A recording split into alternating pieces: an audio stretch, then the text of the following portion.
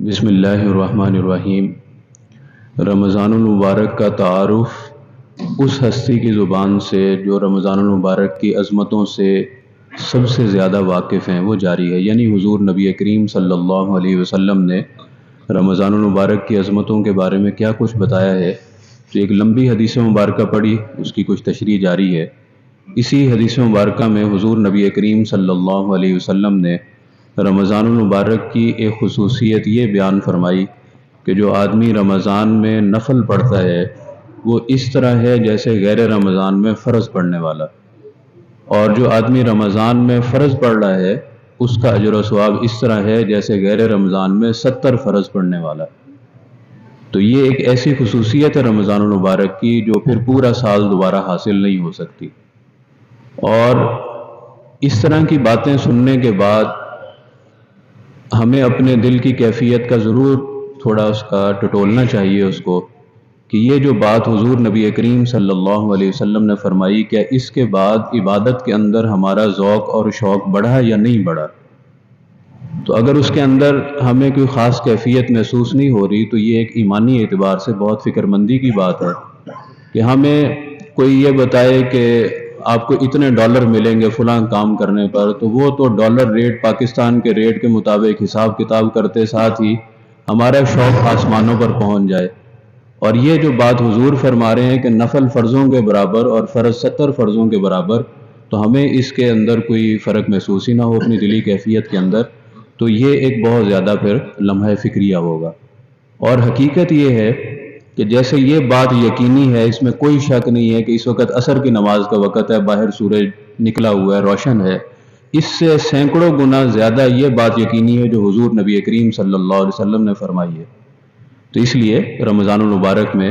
ہمیں فرضوں کا تو اہتمام کرنا ہی کرنا ہے، وہ تو اس کے اندر تو کوئی رخصت ہی نہیں ہے،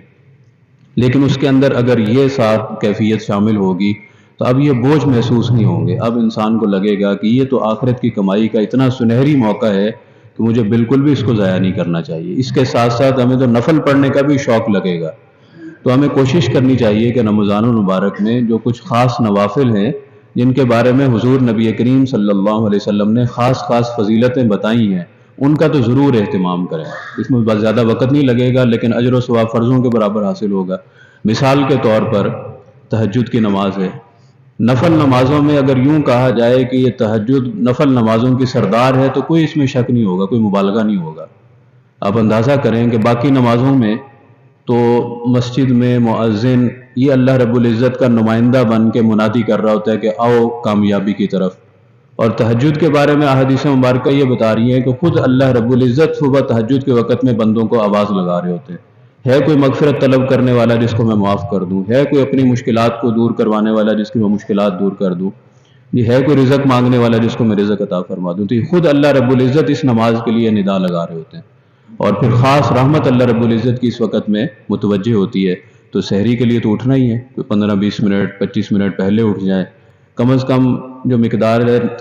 تہجد کے نوافل کی وہ 8 ہے، زیادہ سے زیادہ 12 پڑھ سکتے ہیں۔ اگر اتنا بھی موقع نہیں ملا تو جتنا بھی پڑھ سکیں 2 پڑھ لیں، 4 پڑھ لیں، وہ بھی نہ پڑھنے سے تو 12 بہت زیادہ بہتر ہوگا۔ پھر یہ جو تہجد کا وقت ہے، فجر کی اذان سے پہلے کا جو آخری وقت ہے، یہ دعاؤں کی قبولیت کا وقت ہے، تو اس وقت میں دعا کا اہتمام کریں۔ پھر اسی طرح اشراق کی نماز ہے، جو اس کے فضیلت حضور نے ارشاد فرمائی کہ ایک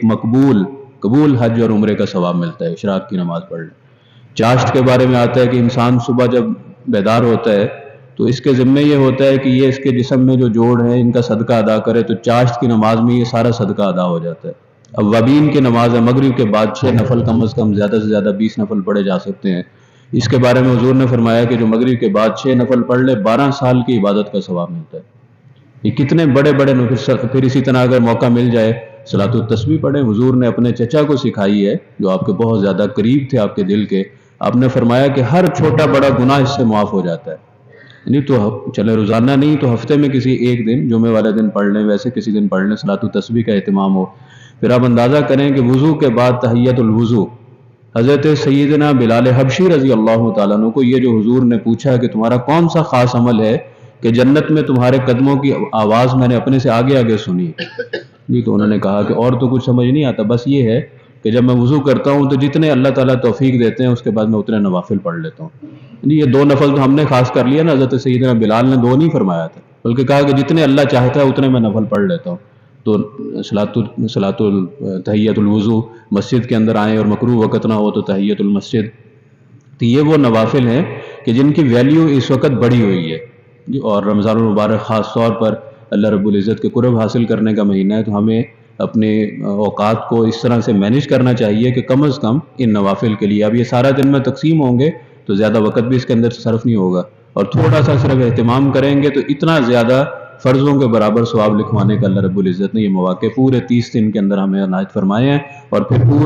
پورا سال دوبارہ یہ موقع میسر نہیں ہوں گے۔ اگلی دفعہ کا تو کوئی یقین دہانی کروا ہی نہیں سکتا کہ اس سے اگلا رمضان ہمیں دیکھنا نصیب ہوگا بھی کہ نہیں۔ اللہ رب العزت ہمیں اس کی قدر کرنے کی توفیق عطا فرمائے۔ الحمدللہ رب العالمین۔